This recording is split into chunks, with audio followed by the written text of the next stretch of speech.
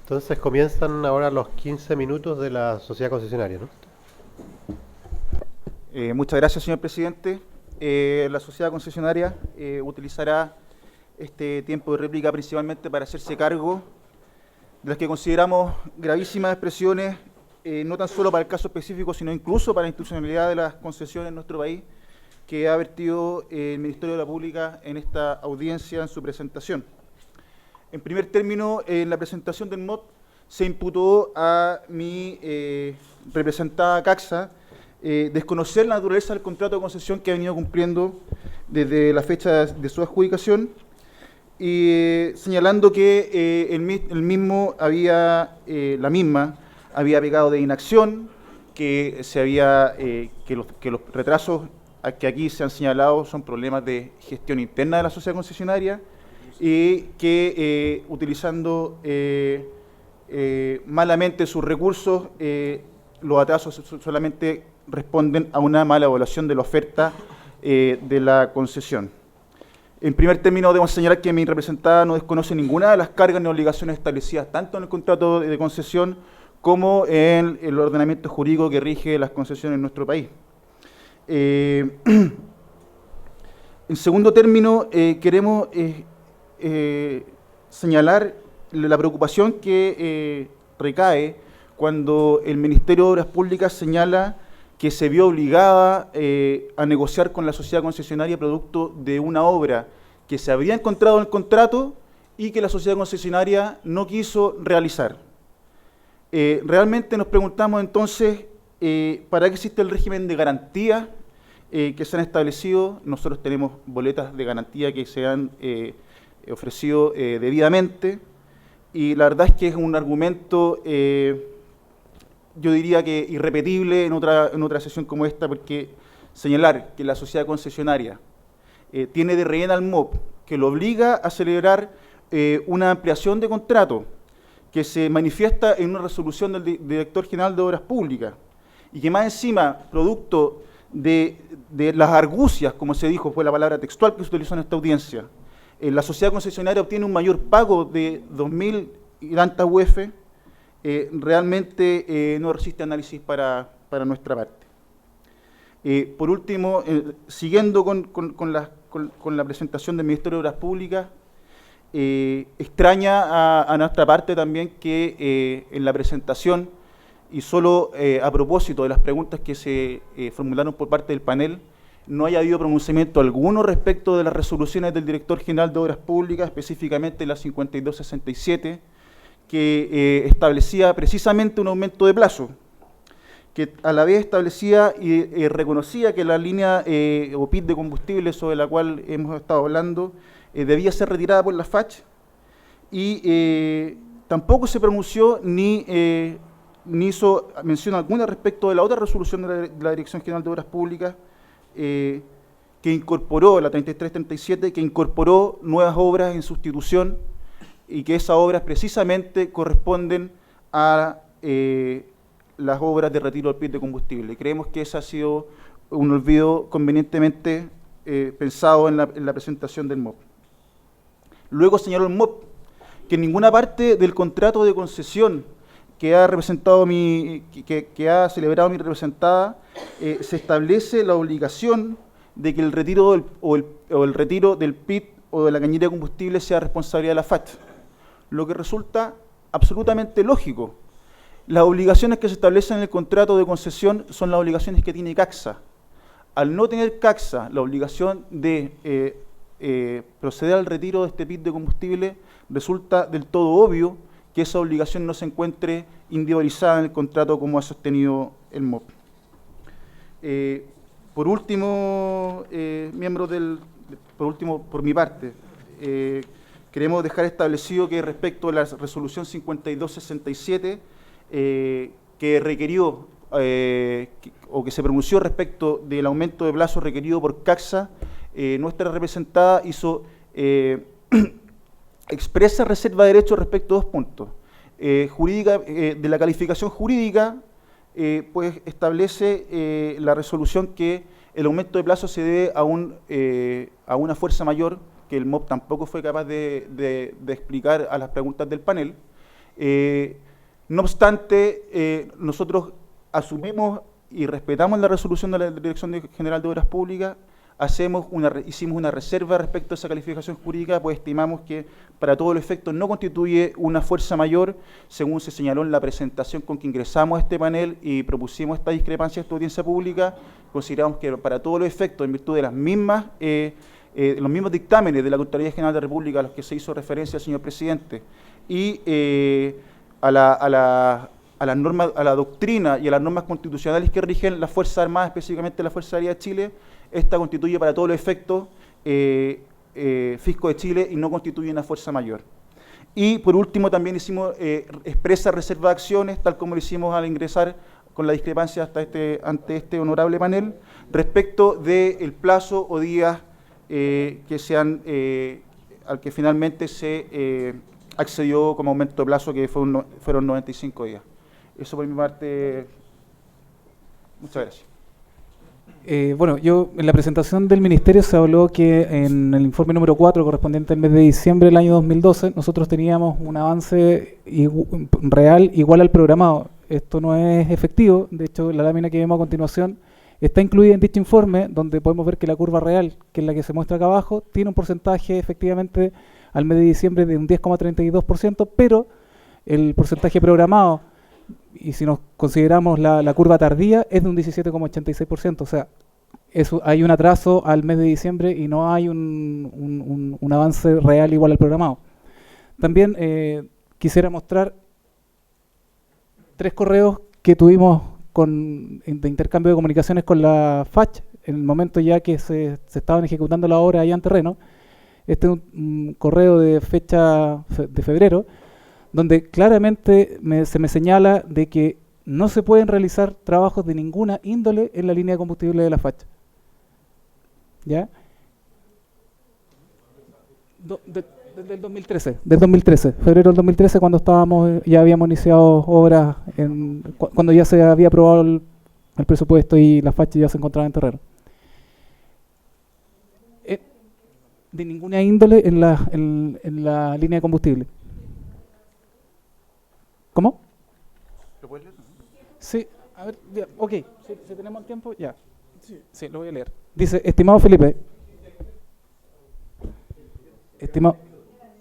dice, junto con saludarte nuevamente y de acuerdo a lo conversado hoy en la mañana, se ha modificado la programación de nuestra aeronave para el día de hoy, así que yo estaré en el aeropuerto a las 19 horas aproximadamente. Si tú estás a esa hora, ya no te encuentro, deberá ser durante la semana. En relación a la línea de combustible, esta aún se encuentra con combustible por las razones que ambos sabemos y conversamos la semana pasada. Nosotros, como integrantes de la FACH, estamos en espera de una resolución de nuestro alto mando, quienes se encuentran en conversaciones con el MOP para una definición. Por lo pronto, no se pueden realizar trabajos de ninguna índole en la línea de combustible. De acuerdo a lo conversado con Salfa, ayer lunes recién se iniciaron los trámites para contratar los seguros correspondientes para los trabajadores. Quiero mostrar otro correo. Darío Acevedo, especialista de las instalaciones de combustible de la Fuerza Aérea de Chile. Él es la persona que estuvo a cargo de los trabajos por parte de la FACH en terreno.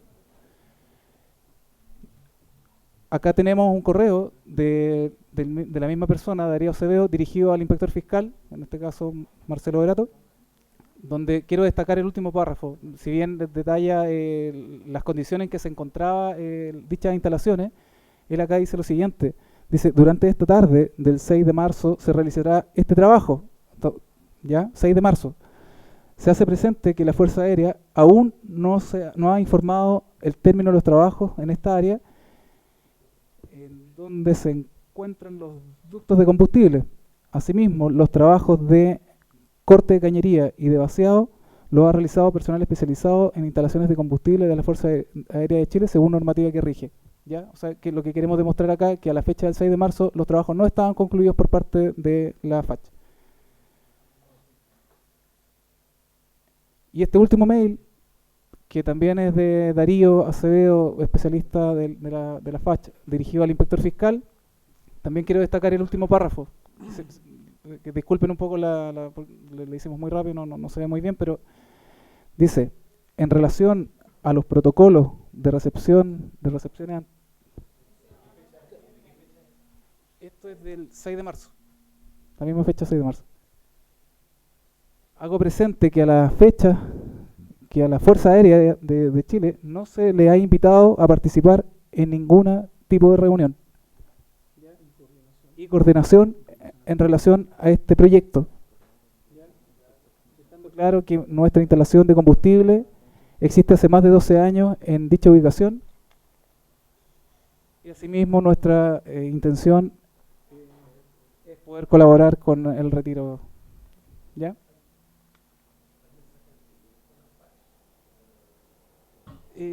Tendríamos que buscarlo, pero sí hay, sí, me parece que sí. Sí.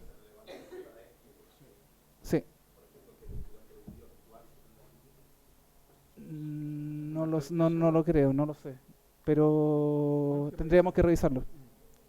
Te quiero hacer la salvedad que nosotros, la relación directa, la relación nuestra con la FACH era a través de la inspección fiscal, en este caso la asesoría de la inspección fiscal, porque quiero también mencionarlo, en ese periodo también estuvo de vacaciones el inspector fiscal, señor Marcelo Verato, por lo tanto la cara visible era el ingeniero residente de la asesoría, por lo tanto la relación era CACSA a través de mi persona, asesoría de la inspección fiscal Cristian Fajardo y Darío Acevedo como especialista de la FACH.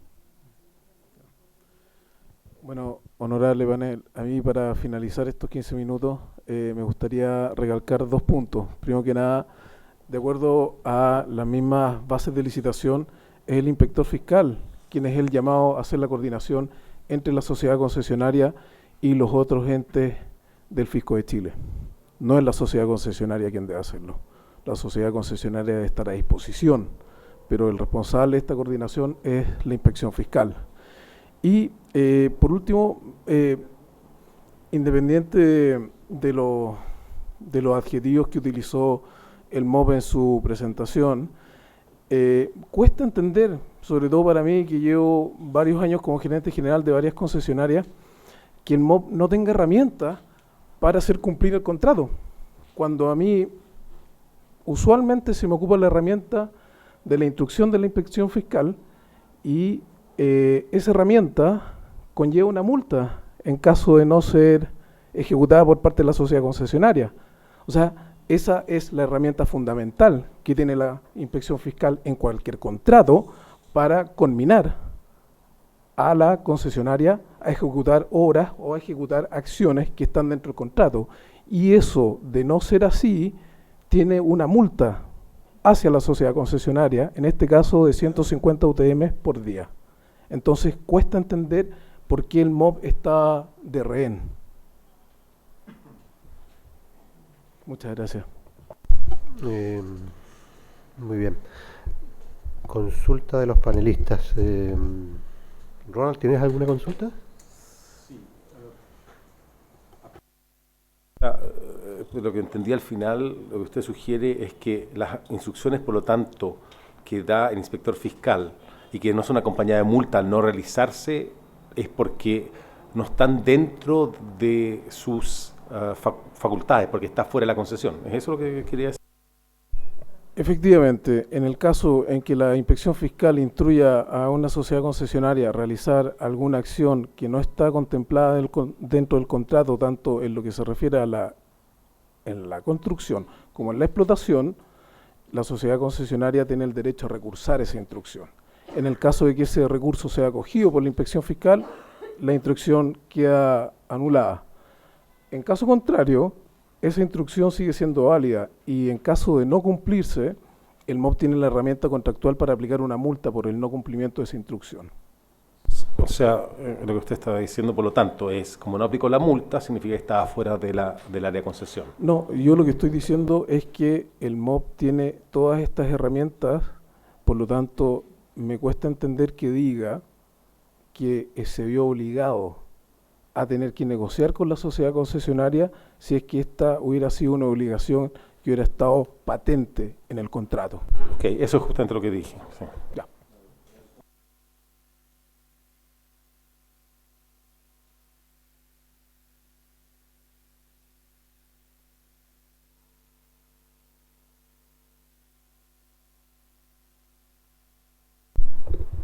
Todo lo que ustedes han dicho sobre la no realización de trabajos es todo en la época, en febrero, que no se podía trabajar la línea, cosas por el estilo. Pero ¿qué pasa en el periodo anterior? Es decir, ¿existía una prohibición, como les pregunté por información, si había prohibiciones anteriores de trabajar la línea o no? ¿Cuál es el motivo por el cual ustedes no hicieron las excavaciones que solicitaba la inspección fiscal? ¿Es porque estaba fuera? ¿Eso es el motivo, porque estaba fuera de la concesión? A ver, nosotros lo dijimos con anterioridad que habían básicamente, si mal no recuerdo, 3 razones. Una razón es porque está afuera del ámbito del contrato de concesión.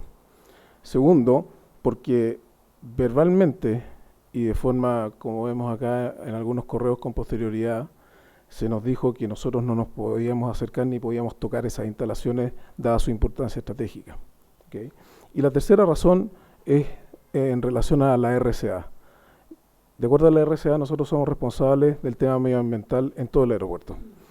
Por lo tanto, nosotros al desconocer cuál es el estado de la línea, qué combustible tenía en la línea, si tenía alto octanaje, como decía la presentación del Ministerio de Obras Públicas, o si tenía aire, yo no lo sé.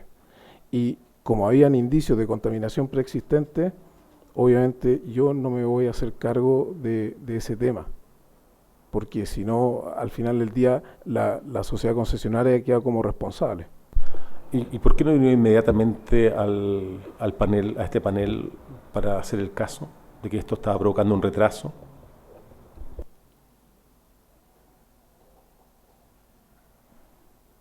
La verdad es que nosotros en las presentaciones que hicimos al panel, mientras estábamos en construcción, sí informamos de esta situación y de esta controversia que se estaba produciendo. A esa altura nosotros no teníamos una dimensión de cuáles iban a ser los resultados de esta controversia. Hoy día ya sí estamos en condiciones de poder valorizar y poder decir este fue el impacto que causó esta controversia. Pero en las primeras presentaciones que nosotros hicimos, y me imagino que también habrá hecho el Ministerio en este panel, sí se mencionó por parte nuestra de que teníamos este problema y que esta controversia se venía.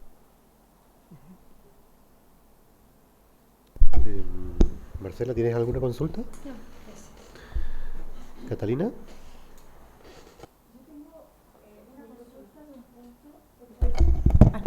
De un punto, pero es relacionado a algo que no estamos viendo ahora, sino que anterior, y que es la ineficiencia de mano de obra al costo, donde se menciona la suma de 10.000, y quiero aclarar, a lo mejor no entendí bien, pero pediría por favor la aclaración.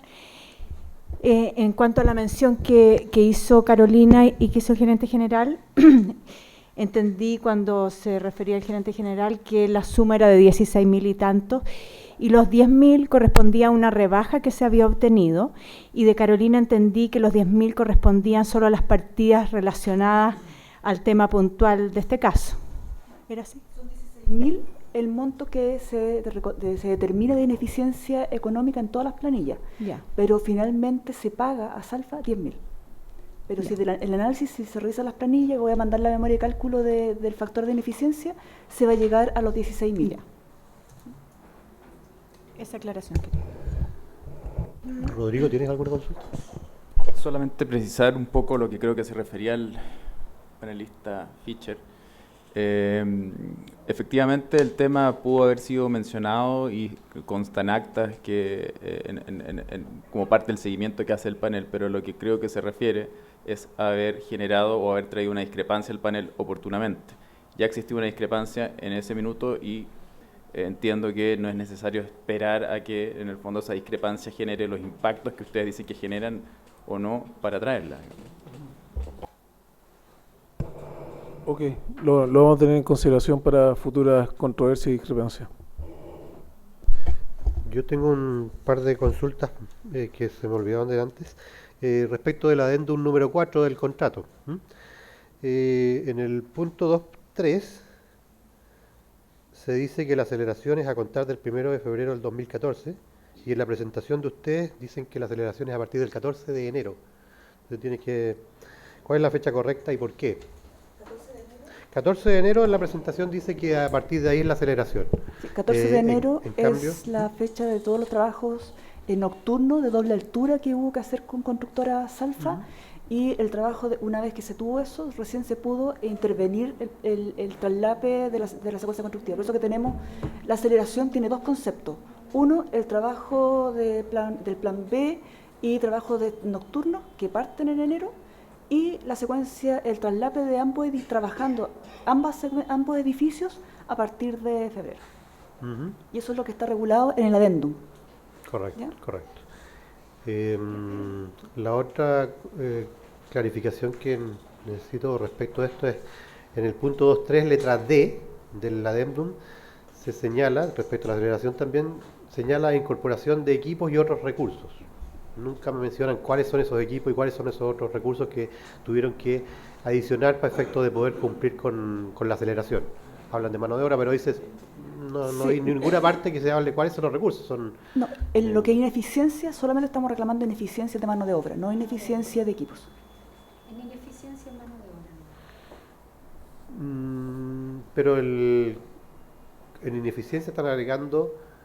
Solamente mano de obra. Sí, pero están cobrando facturas por 20... Hay 4 facturas de pago que están incorporadas como parte de la ineficiencia. No, eso es la aceleración. Perdón, aceleración. Sí. Me refiero a la aceleración. Sí.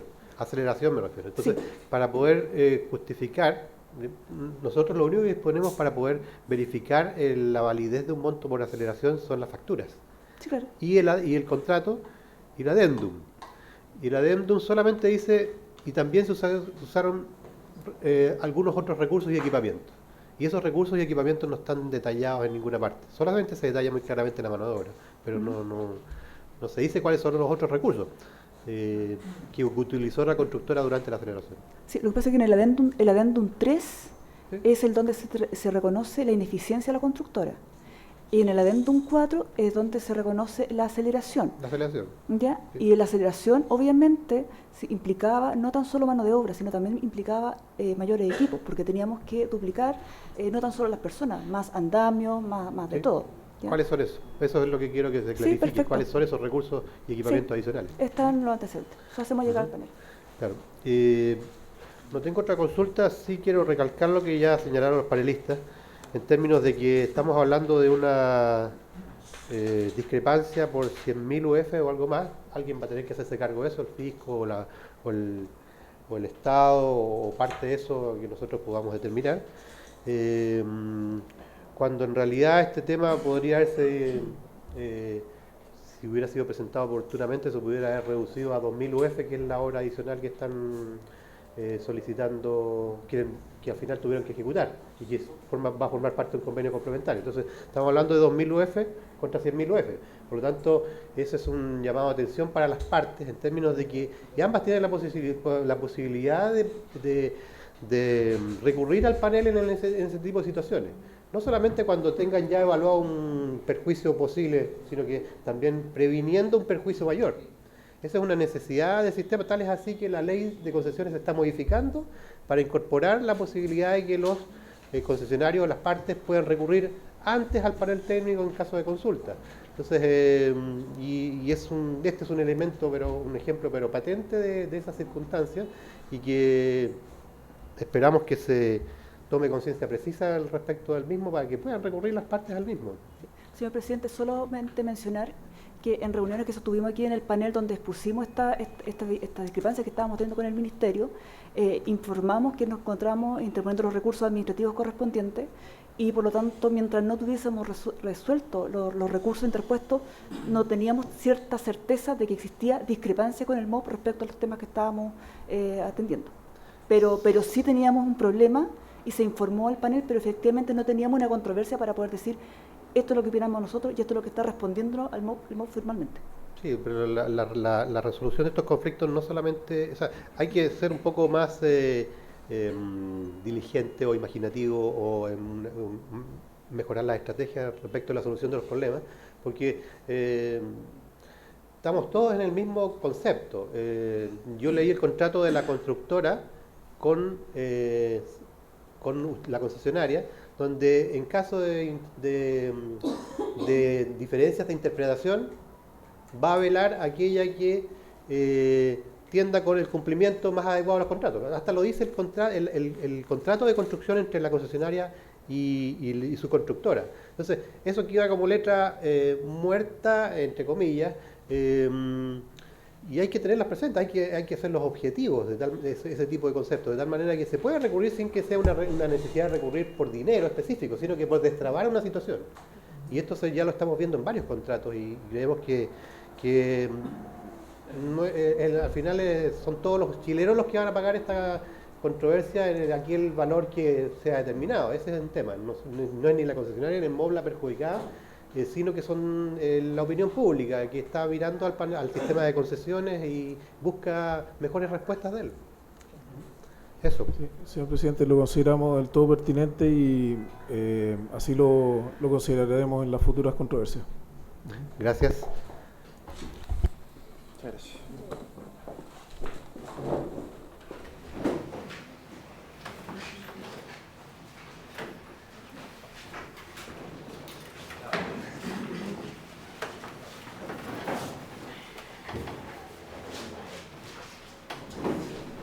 No, para esto no, simplemente referimos. A ver, sería prudente hacer algunas aclaraciones respecto de unos correos electrónicos que fueron señalados en la apelación anterior. A ver, efectivamente llegó personal de la FACH, quien habla, efectivamente, también tomó los últimos 15 días haciendo uso de su feriado legal, y en subrogancia actuó quien figura actualmente como director regional de aeropuertos de la región de Antofagasta. Si por alguna razón el personal de la FACH mantuvo correspondencia directa con la sociedad concesionaria, ya es un tema que escapa, digamos, a una instrucción o una disposición que haya tomado el inspector fiscal en ejercicio, sea yo o la persona que me subrogó en ese momento. Pero, a ver, yendo al fondo de lo que se expresó, efectivamente la FACH tuvo un retardo en el inicio de los trabajos por un problema de discrepancia institucional, porque el personal de la FACH llegó con la instrucción de desinstalar la línea de combustible, hacer el manejo de la desinstalación, pero a la vez también tenía la instrucción de reinstalar. Para efectos de la reinstalación nunca hubo un proyecto oficialmente que fuera presentado. Esa es la instrucción o de la posición del lado del MOB y la información que maneja la inspección fiscal era el retiro de la línea de combustible. Hubo un desentendido y como estamos hablando de una institución jerarquizada, efectivamente lo terminó resolviendo al final con la dirección de aeropuertos. Y en la final la instrucción quedó en solamente el personal de la FACH procedería a retirar la línea de combustible y no a proceder a la reinstalación, dado que no estaban las posibilidades y no existía tampoco ese proyecto. Cabe la aclaración respecto de que en ese periodo no se iba a intervenir. No obstante, eso no impedía de que se ejecutaran los trabajos de excavación. Lo segundo que se señala respecto de la fecha que indica la FACH de término, en ninguna parte se desconoce que hayan dado conclusión total a los trabajos de retiro de la línea el día 20 de marzo. Pero sabemos, o lo que hemos puesto en conocimiento, de que con fecha 6 de marzo ya había un gran porcentaje de la línea que se retiró dentro de la zona más crítica, que era el área donde se plazaría el nuevo edificio terminal de pasajeros. Por tanto, lo que se señala no está bien, es como un antecedente, pero que confirma los antecedentes que ya han sido acá señalados. Vale la aclaración. Y respecto de lo que estaba, del argumento presentado por la concesionaria en cuanto al riesgo ambiental, bueno, es el riesgo que está asociado en la resolución y que no obstante los trabajos que tenían que realizar ante la eventualidad de algún foco de filtración de combustible, bueno, era un tema que tenía que asumir como se asumió en otros frentes de trabajo que hubo que ejecutar. Y pongo a ejemplo el retiro de la techumbre del club aéreo que estaba compuesto de asbesto cemento, que en un minuto también se le trató de imputar esa responsabilidad al MOP, dado que era de su responsabilidad conforme los términos que están establecidos en las bases de licitación, y así procedió en tal efecto. Entregó un plan de manejo, lo ejecutó, asumió. Y es efectivamente la línea en que debió proceder respecto de los trabajos que habían de ejecutarse en el terminal aéreo. Respecto del cronograma, efectivamente, a ver, las bases no son específicas en cuanto a la visación por parte de la Dirección General de Aeronáutica Civil. Lo que sí mandata es la revisión al proyecto de ingeniería y a las especificaciones técnicas, de la cual ahí se procedió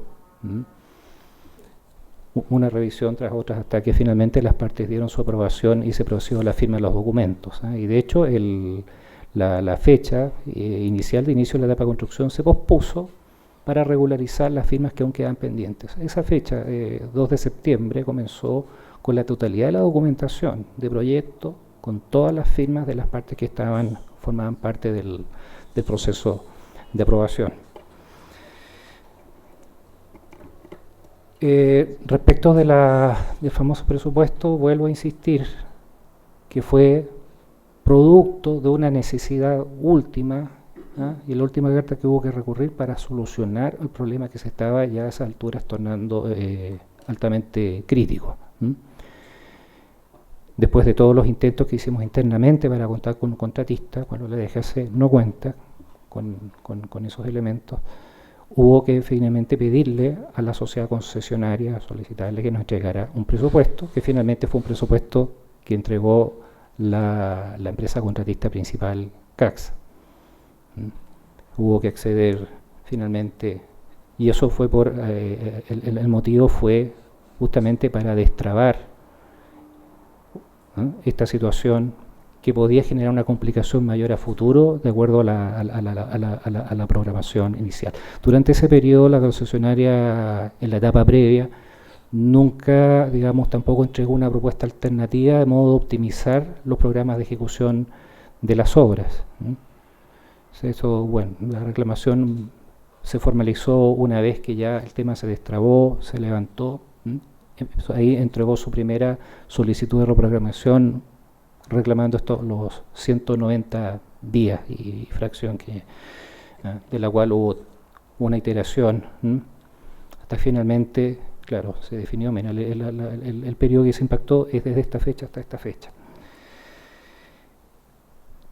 Llama la atención que la línea de la FACH fue el único punto de conflicto. Había consideración que tuvimos varios puntos de hallazgo en materias de líneas de combustible, estanques de combustible, líneas de agua, de la cual en su minuto fueron cabalmente manejadas, no fueron motivos de mayores reclamos o reclamos formales, y que se hicieron en su minuto de manera coordinada entre la sociedad concesionaria a través de su empresa contratista y en muchos casos por la Dirección General de Aeronáutica Civil, que esta es la institución cuyas instalaciones eran de su pertenencia.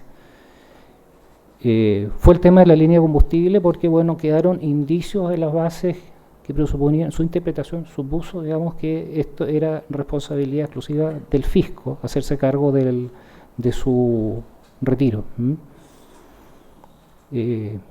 Situación que fue complicada en su momento por un tema interpretativo, la cual, bueno, se sabe, al final se accedió al recurso que presentó la concesionaria tras una discusión que está debidamente registrada, y motivo por la cual tampoco, y para no generar también una situación más compleja, tampoco hubo una aplicación sancionatoria de multa. Había consideración de que finalmente se aceptó. Pero hubo una etapa posterior que fue tremendamente compleja de resolver, porque como fisco no era llegar y traer un contratista el día siguiente, y todos sabemos cómo funciona el sistema público, y lo hizo ver también la misma Dirección General de Aeronáutica.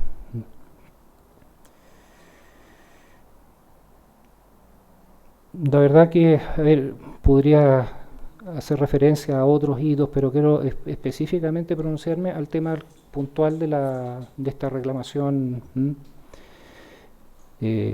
Bien pudo haberse dado alguna flexibilización, sin embargo, yo digo, la lógica que fue presentada para efectos de la secuencia constructiva de este proyecto, sí, obedeció y lo aprobé porque efectivamente, dada la logística constructiva que exigía estas obras de ampliación y mejoramiento en específico, en cierta medida sí lo demandaba. Sabemos que básicamente la totalidad de las instalaciones de GAC, que eran logísticas, o sea, asociadas al tema operativo aéreo, estaban emplazadas donde hoy día se ubica el nuevo edificio terminal de pasajeros. Así que en esa medida, sí, yo reconozco que había algún grado de rigidez en la programación, pero también hace presente que la concesionaria tampoco hizo propuestas cuando ya el conflicto ya empezó a tomar forma.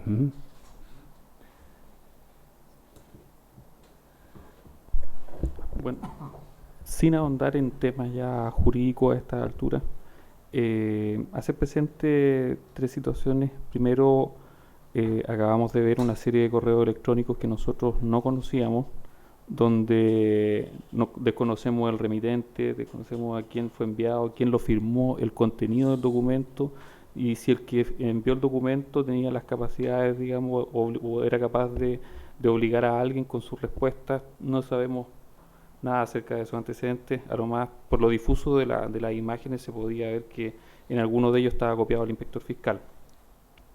Otro asunto que se hace presente acá es la existencia de la resolución de calificación ambiental, que tampoco vimos en el relato de la discrepancia de la solicitud, referencia a la resolución de calificación ambiental, por lo que análisis al respecto nosotros en este momento no somos capaces de realizar en torno a las obligaciones eventuales de reparación, compensación o mitigación que puedan existir sobre esa materia. Y un tercer punto es que, de acuerdo a lo que se ha dicho acá, en esta ocasión podríamos de verdad haber estado discutiendo un juicio sobre el valor o el costo del movimiento de tierra, y no sobre 145 días, digamos, de atraso imputable al fisco. Eso es lo que quisiera decir. Gracias. Estimados miembros del panel, para finalizar nuestra intervención, yo quería puntualizar algunas cosas que me llamaron la atención de la última intervención de la concesionaria. La concesionaria señala muy categóricamente que no era esta obra o este retiro no era parte de las obras del contrato. A nosotros nos llama la atención, la verdad entendemos que para ustedes, bueno, el objeto del panel es un análisis técnico, pero para poner en contexto nos vemos forzados a tener que citar la normativa jurídica. Nosotros hemos citado normativa legal, contractual, abundante, donde reiteradamente se establece la responsabilidad del concesionario, y específicamente en este punto el 2.8.14 señala que el retiro de los ductos, todo que esté en el área de concesión, es responsabilidad del concesionario. Y esto está dentro del área de concesión. A diferencia de la instalación que se refiere a la respuesta número del anexo, y que nosotros en los próximos días acompañaremos al panel las láminas relativas a esa respuesta y la lámina donde está el área de concesión, para que se tenga en contexto, porque ese es el argumento que la discrepancia, que a pesar hoy día no lo menciona la concesionaria, es el argumento que menciona principalmente en su discrepancia. Entonces, pese a su relato y a señalar que no son obras, no nos dice dónde está establecido en el contrato, en el anteproyecto, que esa obra era de responsabilidad del fisco o de algún organismo dependiente del fisco. Simplemente dice, no era parte del contrato. Y lamentablemente, a la luz del contrato, nos dice otra cosa. Ahora, señala que nosotros no hemos hecho referencia a las resoluciones. Los miembros del panel nos hicieron preguntas específicas y nosotros explicamos el por qué se dictaron esas resoluciones, que de alguna manera se hacen cargo de los efectos de todo este conflicto, y que tenían por objeto fundamental volver el contrato a su curso normal, porque de lo contrario no se iban a cumplir los plazos, principalmente de la puesta en servicio provisoria, y eso comprometía gravemente el fondo de la continuidad del contrato, con todo lo que ello implica para ambas partes y principalmente para el fisco de Chile, entorpecer el manejo o el funcionamiento de un aeropuerto de una ciudad. Entonces, no es efectivo que nosotros no hayamos hecho cargo de eso, lo explicamos los razonamientos. Aquí también hay que tener presente que en la evaluación de todos estos conflictos se ve la viabilidad del contrato y cómo esto puede afectar en su conjunto al término de la obra. Entonces, cualquier otro conflicto, cualquier otra judicialización en ese momento probablemente nos iba a llevar incluso a las multas. O sea, ¿qué utilidad tenía para el inspector fiscal pasar multas si lo más probable es que la concesionaria nos reclamara esa multa en virtud de los mismos argumentos que estaba dando y estábamos generando un problema mayor y conflictuando más aún el contrato? Y el objetivo nuestro precisamente es otro. Al menos en la etapa de construcción era otro, era lograr el término de la obra.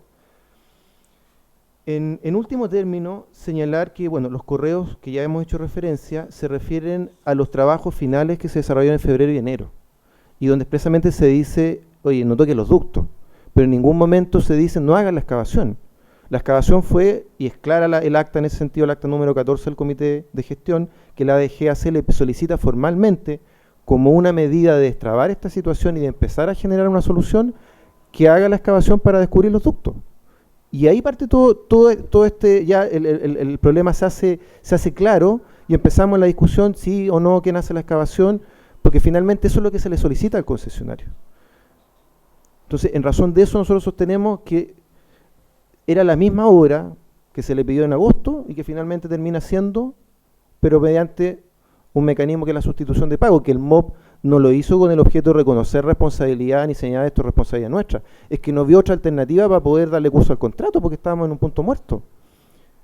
Bueno, eso es lo que he querido señalar y en nuestra presentación, estimados miembros. Muchas gracias. ¿Alguna consulta, Catalina? ¿Rodrigo? Muy breve.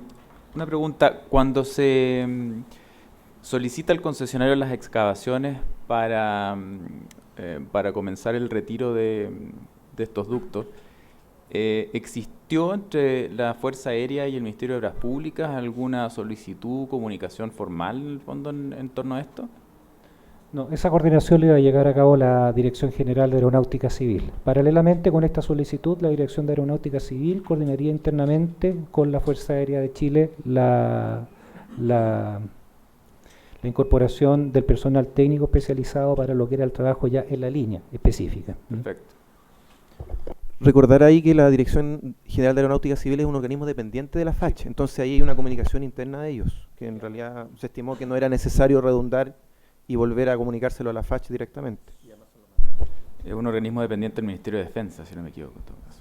Entendemos que... Un servicio público del Ministerio de Defensa. Sí, pero tiene una dependencia con de la FACH. Participa en el... Sí. Y es la misma general figura de la FACH. Exacto. Es lo mismo Directemar con la...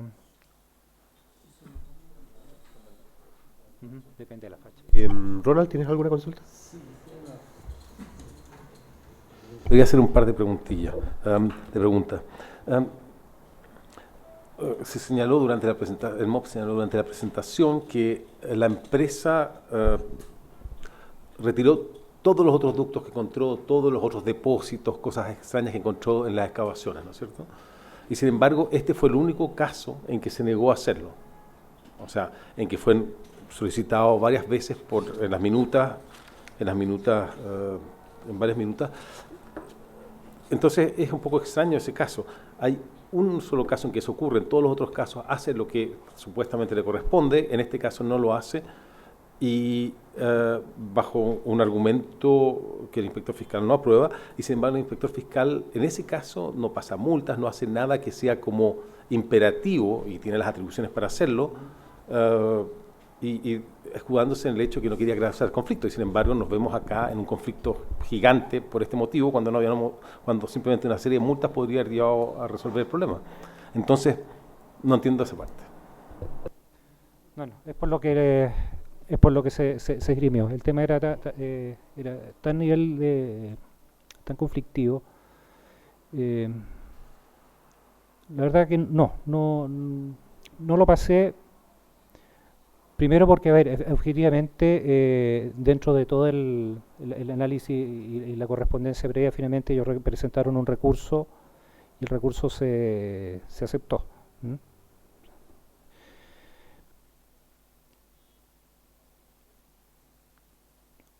No lo apliqué porque efectivamente aquí hay un tema, o sea, íbamos a agrandar el conflicto. Bueno, el conflicto está todavía, se sabe, pero ya estábamos hablando de una fecha que efectivamente, este tema estábamos hablando de a fines del año 2012 y los primeros meses del año 2013.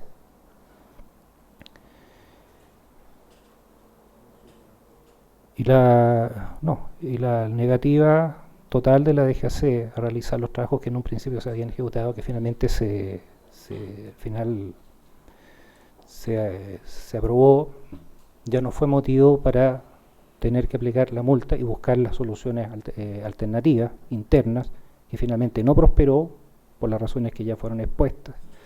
Se trató de revisar el tema con la DGAC, no era posible por temas administrativos, por temas de plazo, y que nos vimos en la obligación finalmente de revisarlo con la misma concesionaria a través de la contratista. Pero todo proceso de multa se agota finalmente, además porque hay un recurso que finalmente fue acogido.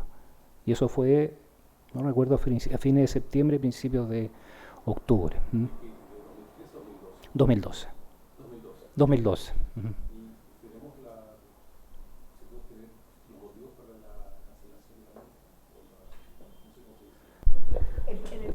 No, es que no se habla de multa al final, nunca se hizo mención de actos sancionatorios. Es parte de los antecedentes que nosotros expusimos en nuestra presentación. Ahí está, y el rechazo que señala nosotros lo explicamos, que fue por aspectos formales, que hay un tema.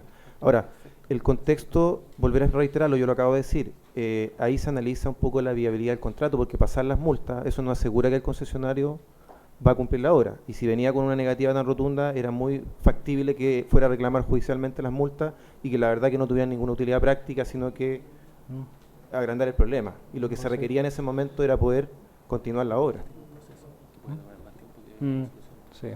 No, eso podría implicar un proceso más largo de lo que tomó. Marcela, ¿tienes alguna consulta?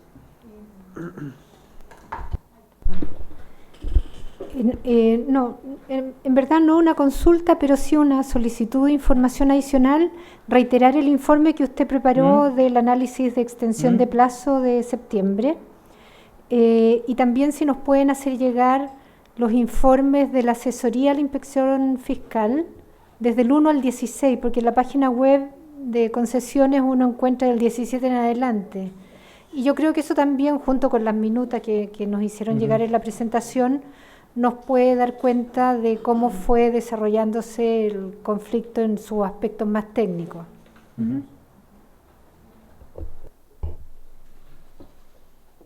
No los informes resumidos, los informe completo de construcción. Bueno, yo no tengo consultas, así que les agradecemos su presencia y vamos a reiterarles por escrito las solicitudes en el plazo que es del próximo martes, me parece, ¿no? Martes para entregar.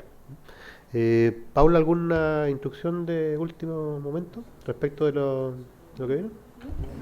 Lo que han entregado ya es parte del expediente del panel. Las observaciones sí, ya lo habíamos dicho al principio, lo que dice que tiene plazo hasta el próximo martes para presentarlas, y ojalá que haya información. Hoy día es viernes, 31 el próximo martes. El miércoles tengo que generar la resolución. Ojalá que pudiera estar para el 31, pero en la misma resolución le vamos a poner lo antes posible. Probablemente en esta discrepancia tengamos que prorrogar el plazo, presidente, porque fue presentada el día 8. No, el 5, perdón. El 5 del 8. Y para eso falta uno de 9. Es el domingo próximo. No próximo, el subsiguiente. Pero para que eso cuando sea más formal. Muchas gracias entonces a todos. Gracias.